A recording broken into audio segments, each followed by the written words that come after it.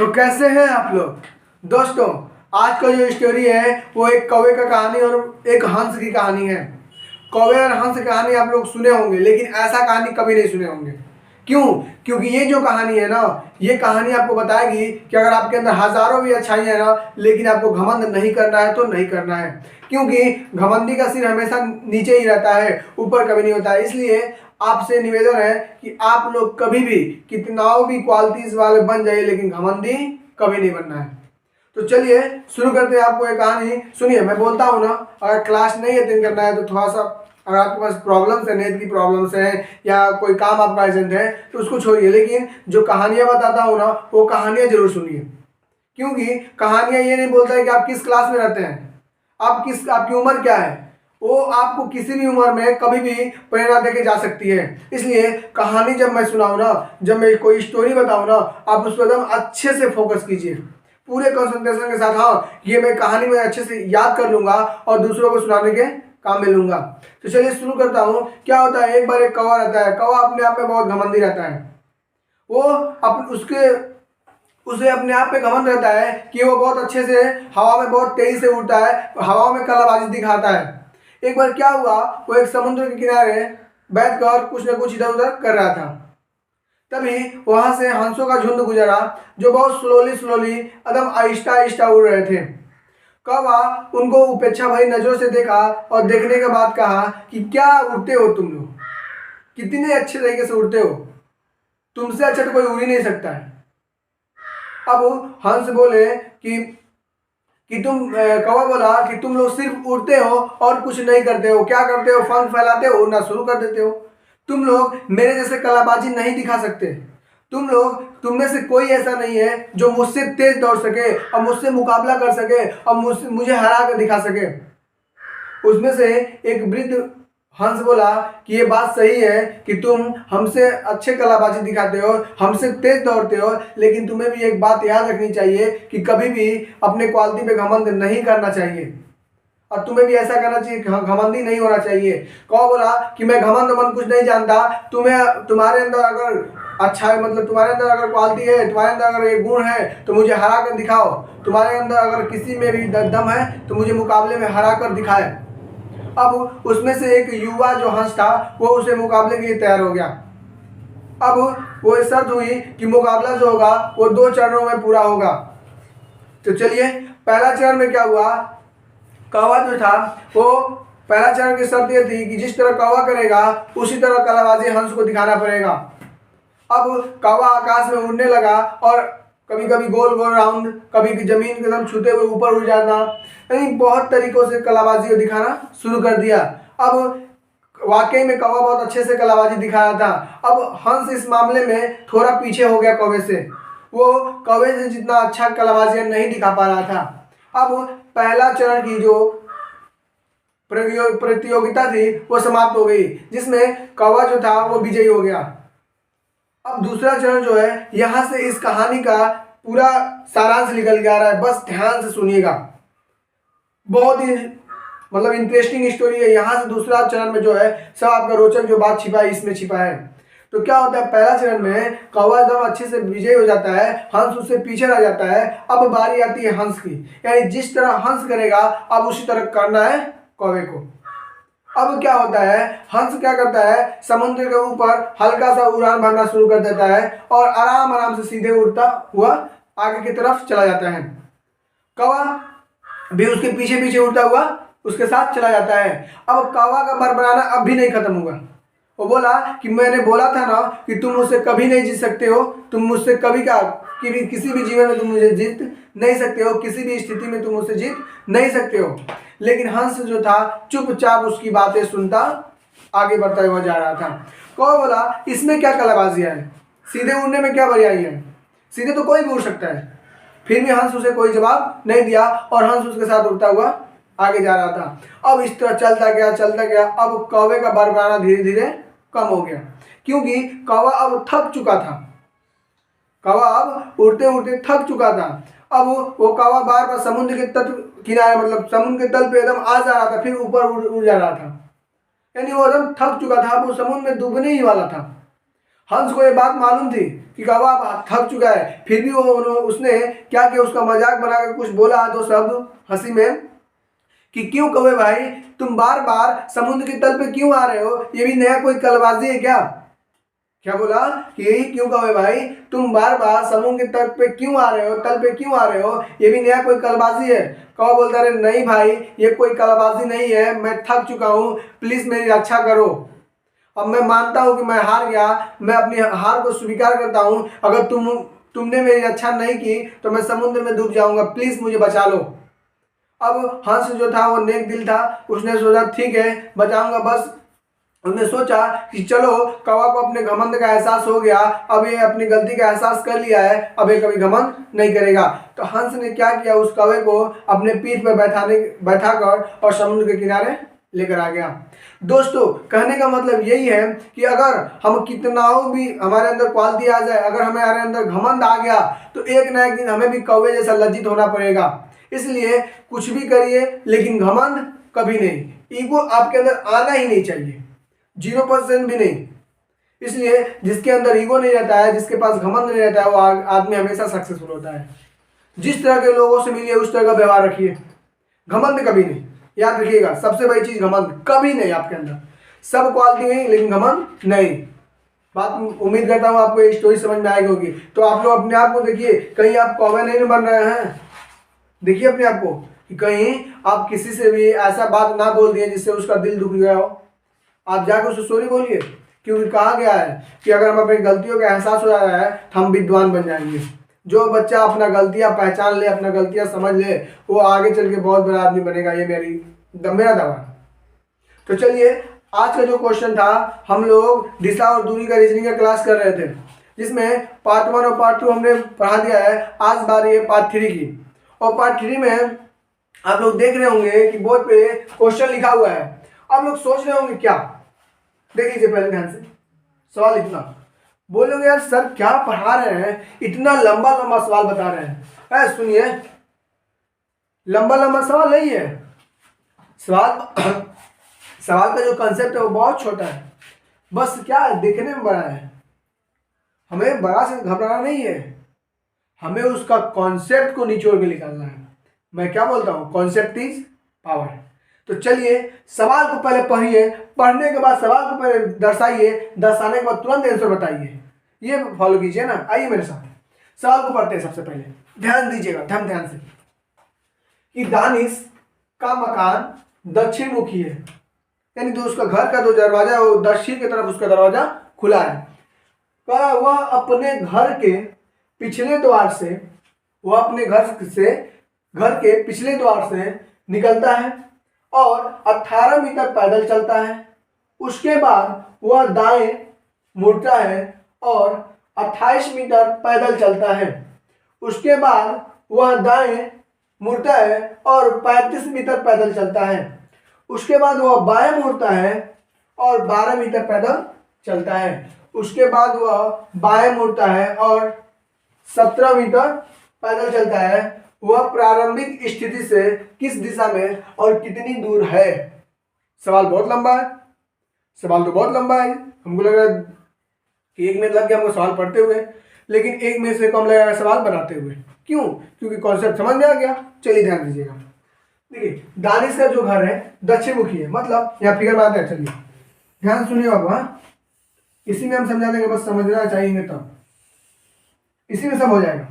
देखिए ध्यान से, माना कि यहाँ पे दानिश का घर है, क्या ये दानिश का घर है, इसका जो मुख है वो दक्षिण, यानी इधर इसका मुख है, एक ही तरफ इसका मुख किधर है, दक्षिण मुख यानी नीचे की तरफ, वही दक्षिण है ना। हम आपको बताए थे कि दिशा में ये होता है हमारा नॉर्थ, साउथ, ईस्ट और वेस्ट, उत्तर, दक्षिण, पूरब और पश्चिम।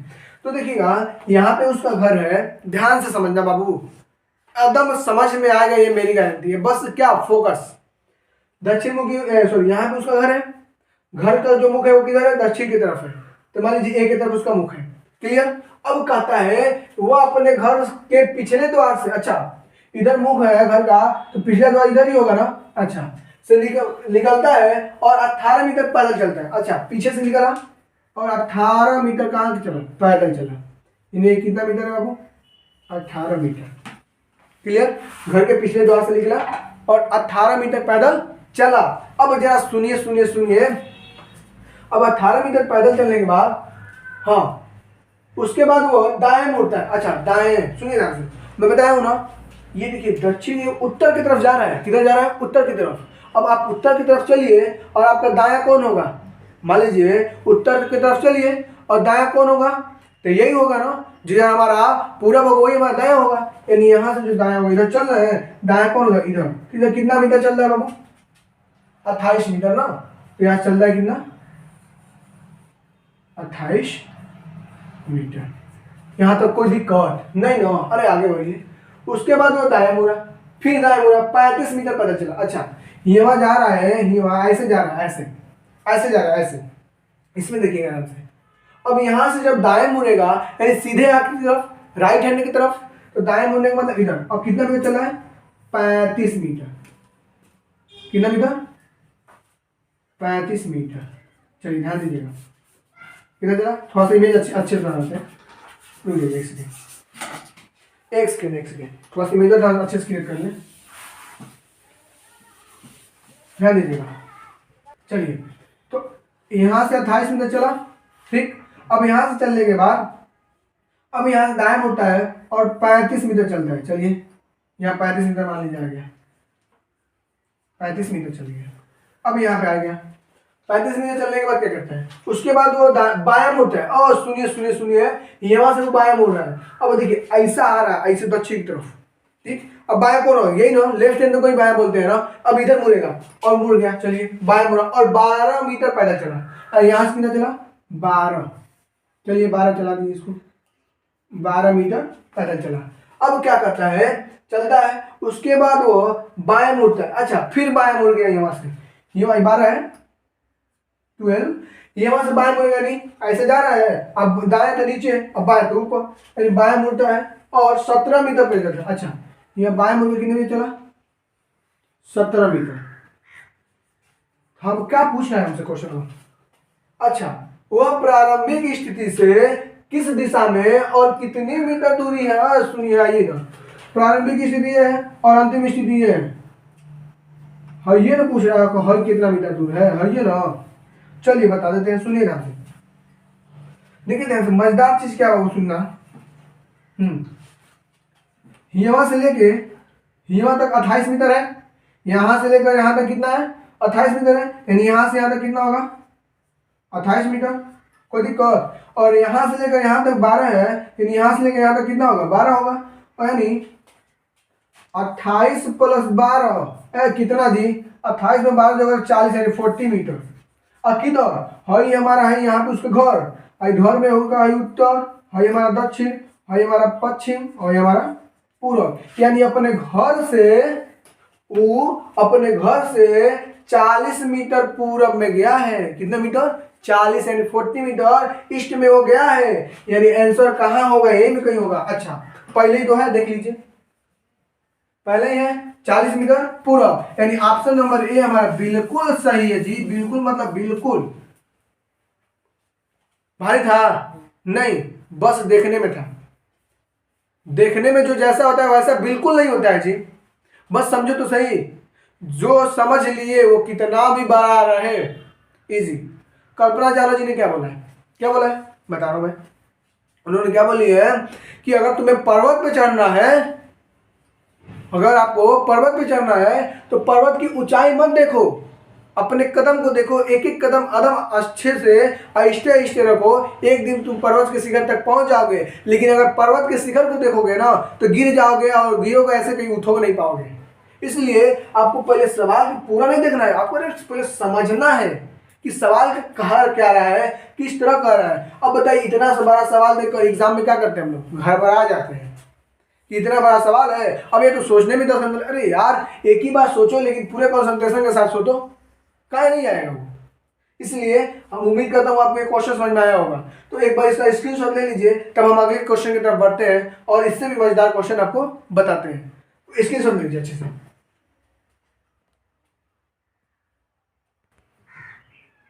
चलिए दिशा और दूरी का आज का लास्ट, और आज का नहीं अब का, इस चैप्टर का आज जो है लास्ट क्वेश्चन है। इसके बाद इसमें एक भी क्वेश्चन हम बताएंगे नहीं। और उम्मीद करता हूँ आपको जितने भी क्वेश्चन बताए हैं ना आपको अच्छे से समझ में आए होंगे। अगर नहीं समझ में आए होंगे तो एक बार जो कमेंट कीजिएगा सर हमको नहीं समझ में आया है, तो हम थोड़ा सा और बेहतर बताने की कोशिश करेंगे। फिर भी आज जो ये क्वेश्चन है ये लास्ट क्वेश्चन है, इसके बाद इस लेसन से एक भी क्वेश्चन आपको फंसने वाला नहीं है अगर तीनों वीडियो आप देखे होंगे तो चलिए आज के लास्ट प्रश्न, लास्ट क्वेश्चन हम लोग एंजॉय करते हैं मच्छर के साथ। आइए क्वेश्चन को पढ़िए, ध्यान दीजिएगा। यक्स और वाई एक ही बिंदु से चलना प्रारंभ करते हैं। यक्स और वाई एक ही बिंदु से चलना प्रारंभ करते हैं। यक्स 40 मीटर उत्तर की ओर चलता है, फिर पश्चिम की ओर 80 मीटर चलता है।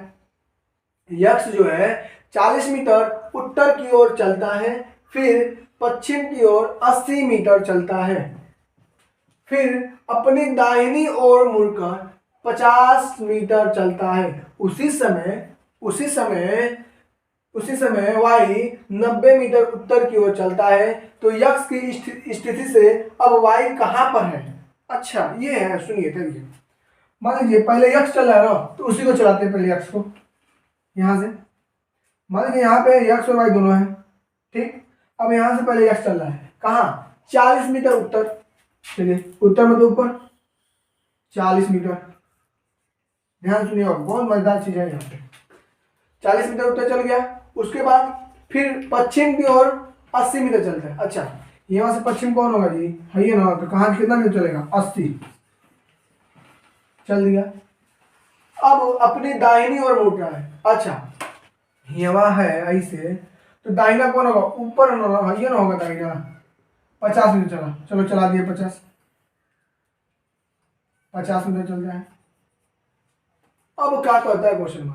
उसी समय अच्छा इसका स्थिति होता है, यानी यहाँ एक्स आ गया, यहाँ से कहाँ चल के आ गया? यहाँ पे आ गया। 40 चला उत्तर, वहां से पश्चिम चला 80, फिर यहाँ से दाहिने मुड़ के चल गया 50, यानी यहाँ से 50 मीटर। यानी यक्स जो स्थिति है यहाँ पे, प्रारंभिक स्थिति यहाँ पे थी और अंतिम स्थिति यहाँ पे। अब वाई भी चलता है, कहता है उसी समय वाई 90 मीटर उत्तर की तरफ चलता है। अच्छा सिर्फ 90 मीटर सीधे चलता है उत्तर की तरफ, यहाँ से वाई चलेगा ना, सुनिएगा। तो 40 मीटर तो ये हो गया, 80 चल रहा है ना, 90 ना, तो 50 मीटर और ऊपर, फिर ये कितना हो जाएगा? 50 मीटर। यानी यहाँ ये क्या है? वाई। तो यक्स जो है, सॉरी वाई जो है यक्स से किस दिशा में और कितने मीटर दूर है? ये दूरिया है, और ये दूरिया कितना है जी? 80 मीटर। सिंपल। यही यहाँ से जो है ये वाई की दूरी यही है, यहाँ पे वाई है, और ये दूरिया कितना है? हमारा 80 मीटर ही है ना। यानी जो यक्स है, सॉरी जो वाई है यक्स से 80 मीटर पूरब की ओर है। वाई जो है यक्स से 80 मीटर पूरब की ओर है। वाई यक्स से 80 मीटर दूर पूर्व में है। ये हमारा जो ऑप्शन है चौथा वो बिल्कुल सही है, बाकी सब तीनों गलत है। तो ये जो हमारा चौथा ऑप्शन दिख रहा है आपको कि वाई की जो स्थिति है यक्स से पूर्व में 80 मीटर दूरी पे है, ये हमारा इसका आंसर होगा। तो उम्मीद करता हूँ आपको ये प्रश्न और ये भी कॉन्सेप्ट जो है वो बहुत मजेदार एंजॉय किए होंगे आप लोग। जैसे कि मतलब आप लोग देख रहे हैं कि इसमें बहुत इजी सवाल लग रहा है, सवाल इतना बड़ा है आंसर इतना ही हो गया, इमेजो में हो गया आंसर। इसलिए बोलते हैं कि भैया जहाँ काम आवे सुई वहाँ काम ना कर तलवार। इसलिए इसको स्क्रीनशॉट ले लीजिए और आपको कुछ आगे बताते हैं। तो चलिए thank you for watching video. तो अगर आपने चैनल को सब्सक्राइब नहीं किया सब्सक्राइब जरूर कर लीजिए, बेल आइकन दबा लीजिए, नोटिफिकेशन में रखिए ताकि मैं आने वाली जो भी वीडियो होंगी आपको मिलती रहे। और मोटिवेशनल स्टोरी आप इसका याद करते रहिए, सुनते रहिए और एंजॉय करते रहिए, और उससे कुछ ना कुछ सीखते रहिए और दूसरों को भी सिखाते रहिए।